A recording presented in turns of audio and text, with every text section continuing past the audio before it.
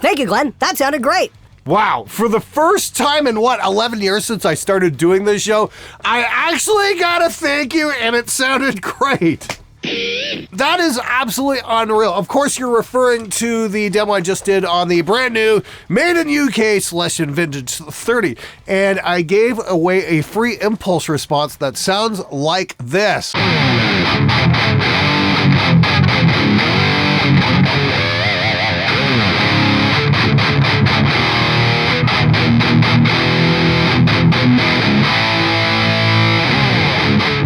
It's nice to get some compliments on my guitar sound for once. And the great thing is, it's nice to know it wasn't even my fault for all the fizzy guitar sounds. No, it was just the crappy made in China vintage 30s that did get a little bit better over the years, actually got a lot better. But since they seem to have moved back to England where they can do quality control right on site, yeah, I gotta say, the improvement is not subtle.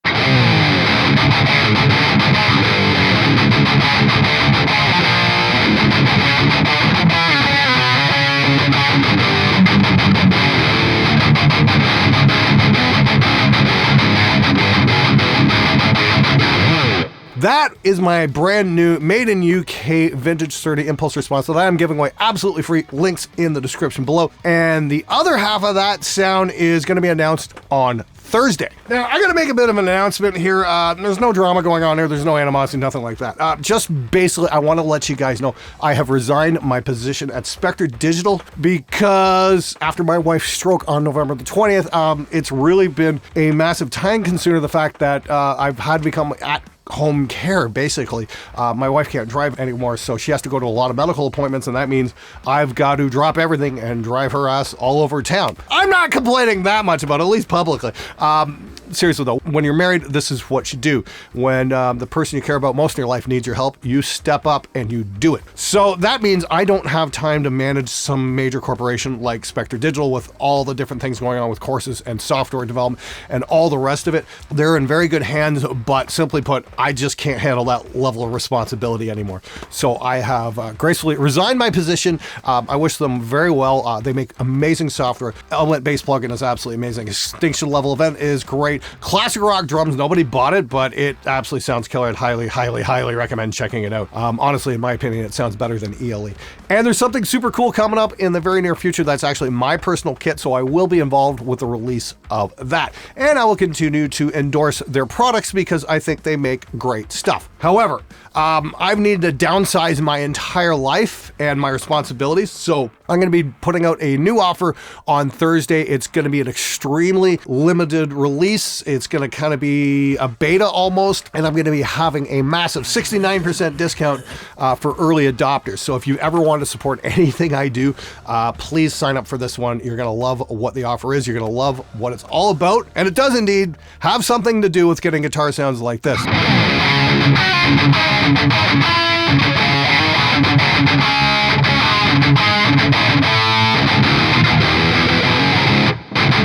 Yeah, you're definitely not going to want to miss that episode or what's up for grabs as well.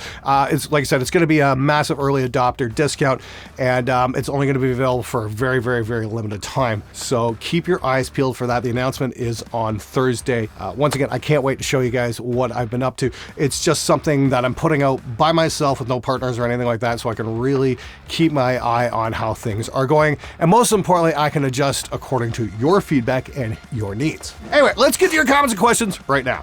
Why do you put 10 minutes of memes in a 19-minute video? Dude, have you tried watching guitar YouTube?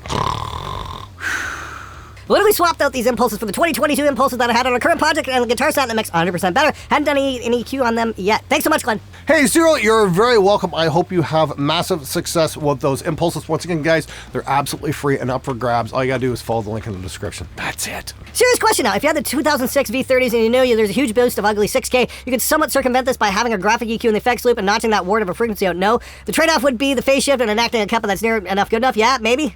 I always find it's a great idea to start with a good source. So if your speakers are putting out crap, you're basically going to get crap. I mean, I said it in the video, I'd rather start with something good instead of trying to EQ something usable out of a shitty source. You're just going to have way better results. That way you can focus on what's really important, that is your performance and your songwriting, instead of dicking around with EQs. That would be my suggestion. And the great thing is the vintage 30s aren't even that much money. They're like $150 at Sweetwater. I got this speaker from Sweetwater. They are shipping the new UK ones. So there is that to keep in mind. I mean, like, seriously, what's a distortion pedal going to cost you these days? $200? So yeah, it's cheaper than a pedal. Thoughts on Recone speakers? Waste of time and money? What if it was a PA speaker versus a guitar? Avoid like the plague? I don't know anything about Recone speakers. That's not my area of expertise.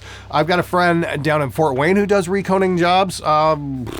Your guess is as good as mine. I guess that's something I should probably try doing at some point. I know there's recone kits out there that you can do. I mean, reconing would be a discipline all to itself because at least when I visited the Celestian factory, when they're building the speakers, they assemble them, then they charge the magnet. Reconing would mean, redoing the, trying to get the cone in there and the voice coil, with a charged magnet. I imagine that's a bit of a finesse job if there ever was one. I don't envy the people who have to do that because that's a real big pain in the neck. Believe me, it's way easier to build a speaker with no charge on the magnet than it is the other way around.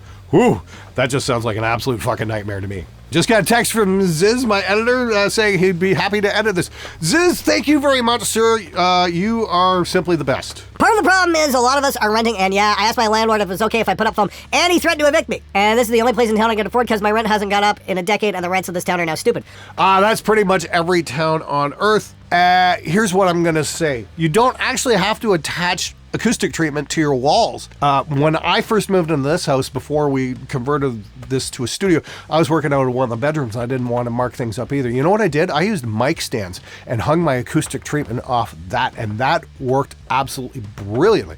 And you can get mic stands dirt cheap from Amazon these days. Some kind of a little stand like that, and some baling wire, basically, and some hooks, and you're in business. There's always a way to approach this in a way that's not going to get you evicted from your apartment, and you can still have acoustic treatment. Hell, man, just a couple of bags full of dirty laundry in your corners stacked up will do massive amounts of good for your bottom end. Try it out if you don't believe me. Because of you, Glenn, I treated my room. I have bass traps in the corners, which, yes, I know, don't do a ton, but have between the joists and the ceiling full of rock wool. Treatment on my walls, too. The ceiling has cloth covering it, not drywall. It's not perfect, but it's an improvement. Carpet on the concrete floor, too. Jeremy, thanks for giving me a solid description of your room. The first thing I'm going to say is, dude, carpet over concrete is terrible. Roger Nichols, the world famous producer who did like all the John Denver records and Steely Dan, yeah, his records sound absolutely beautiful. The one thing he always got on everybody's case about was carpet over concrete. He says he's seen it everywhere. It's like the worst fucking thing you could possibly do. Because carpet over concrete, the concrete's going to bounce the bass frequencies back at you, but absorb all the treble, so you're not going to get a good representation of what's going on, especially if you're like recording drums or something like that. What I did in my first studio is actually strap 2 4x8 sheets of plywood together and put the drums on that, and we got some great results with that because we were reflecting the sound at a reasonably easy frequency instead of just reflecting the bass sounds, so it's much easier to work with. Seriously, you go into a lot of big commercial studios, you don't see carpet on the floors, you see parquets, you see hardwood, because it makes a lot of sense. When you got the absorption in the ceiling, you can have a reflective floor. That's perfectly okay. So keep that in mind. Seriously, you might want to try ripping out that concrete and putting down some hardwood or even just some cheap laminate or something. That's what I've gotten here, and it seems to be working out pretty well so far. I've only been in here since 2003, so I might need a little bit more time to get you a definitive answer on that, but that would be my suggestion anyway. Rooftop mic sounded great, totally focused mids. My phone speaker didn't show a huge difference, but when I put on my headphones, big differences. Yeah, that's the thing, guys. If you're watching this show on a phone, at least please put some fucking earbuds in or something. It is an audio show. Little phone speakers just are not physically capable of producing the correct frequency response to be hearing a lot of this stuff. So at the bare minimum, earbuds, preferably you'd be listening to the show in a recording studio with monitors and actually hear what the hell is going on. But hey, that's just me. Yeah, you're referring, of course, to that Lewitt shootout that we did that sounds like this.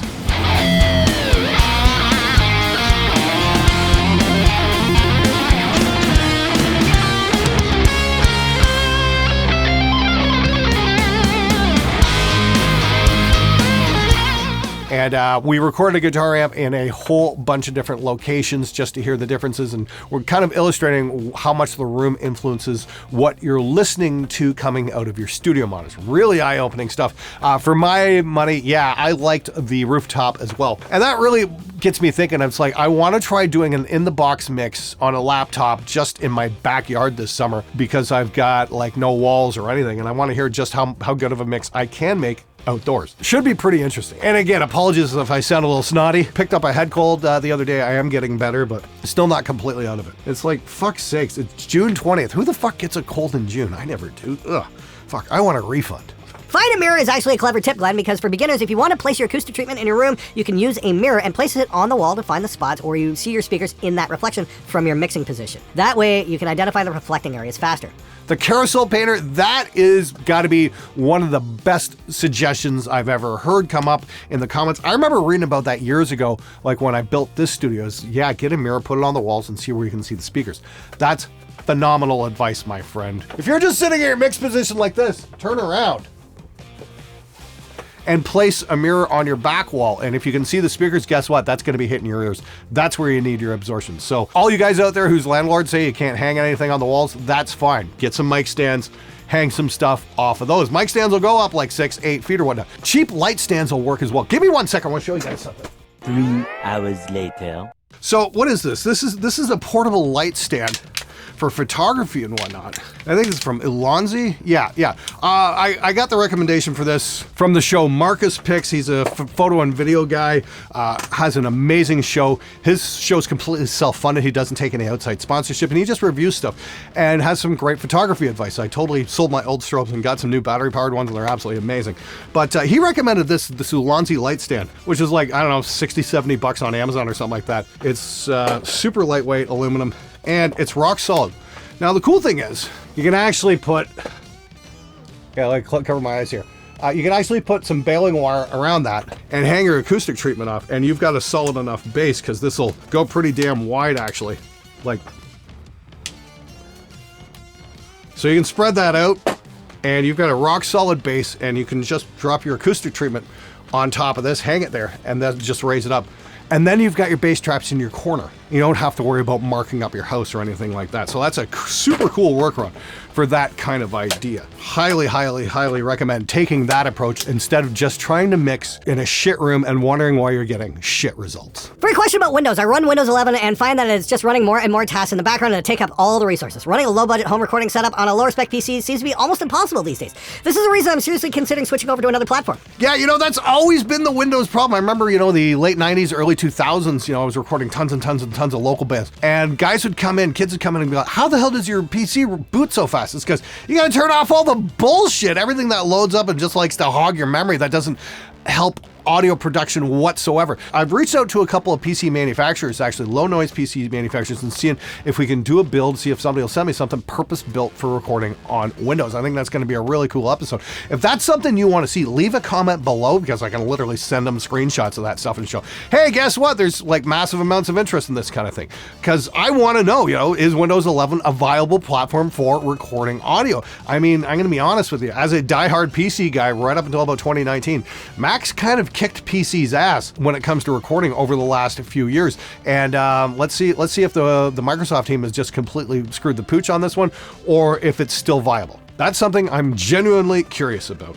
I'm having issues with my Mac Mini M4 and Reaper glitching and popping and crackling. Haven't figured it out yet, still working on it, so I am also using PCs in conjunction with Mac. Totally haven't switched yet. Hey, Mr. G1275, you know what? I had that exact same issue a few years ago. And, I remember the guys at Reaper kind of freaked out about that one because I made a video about it showing the glitching issue. So what I would recommend, and this is what worked for me, is doing a fresh Reaper install. That was, yep, it is Reaper. Okay, do a fresh Reaper install. The great thing about Mac is if you've got an earlier install of the OS and all your personal information, all that kind of stuff, you can just literally copy that over to a whole new computer. And that's what I did when I went from my Hackintosh to to my M1 Max Studio, which I bought, I don't know, 2021 or something like that. The thing still was a fucking beast and runs like a champ. That was a great investment, by the way. Absolute garbage for gaming, but for getting shit done, yeah, it's hard to beat, especially because it's so fucking small. But I was running into the popping, glitching issue as well, and I had no fucking idea what went wrong or anything like that. So what I did was I went into Reaper and backed up my settings that I would normally use and deleted Reaper and deleted everything in Mac about it. And then I did a fresh install and then loaded in my settings instead of copying over the whole OS. And my glitching issue went bye-bye. So try that. Just like I said, make sure you export all that stuff out. If you have any questions about that, go check out the Reaper vlog or Reaper Mania or any of those channels, because they get into a much more technical aspect of that kind of thing. Of course, the Reaper forum is a great resource for getting wonderful advice. The first thing they're going to do is ask you 80 questions. So just keep that in mind, because whenever you ask a question, well, what about this? What about this? It's like, just give me the fucking answer. Seriously though, you probably will get some help. Just be patient. So best of luck to you. Hopefully that can put you down the right path. You can't EQ dark pickups to sound bright. You're only as good as your source. So yeah, pickups do alter to tone, i.e. frequencies. Which ones? That depends on your pickup. Brian Partridge 5654. That is a really fucking stupid statement. You can't EQ pickups? Well, no, that's actually not true, because all a pickup is basically it's a parametric EQ that boosts one frequency. So if you get yourself like a parametric EQ pedal, say like something from Master Effects, and if you put this in front of your amp, guess what? You can counteract that boost and then boost the frequency of your choice, i.e. make a brighter sound by removing the darker frequencies as well. You can do that. That's what I do with this $30 Colleen pedal I got off Amazon. I'm dropping out the bass frequencies and I'm boosting the mids. And it wasn't just me who did that. You know who got to be maybe a little bit well known because he did that? Ed fucking Van Halen! He did it on the first fucking few records to cut out all the mud crap. So yes, you can get a brighter source by counteracting what makes it dark. Turn the bass down. Did you ever fucking consider that before shooting off your big stupid fucking mouth? Ugh! Fucking swear to crumb, there's no such thing as a stupid question, but man, there are stupid statements. Exhibit fucking A right here. Seriously, guys, a $30 EQ pedal on Amazon will get you all the fucking tone variances you're ever gonna want without having to swap pickups. I know Glenn is yelling and calling some people idiots, but please understand that in Metal World, you can't just say, I'm gonna help you. I think Glenn knows he is helping you in the most metal way possible. Shaming. There's no other way that produces results. And I can only hope Brian Partridge was paying attention to that. All right, that's it for this episode. And once again, if you want this guitar sound,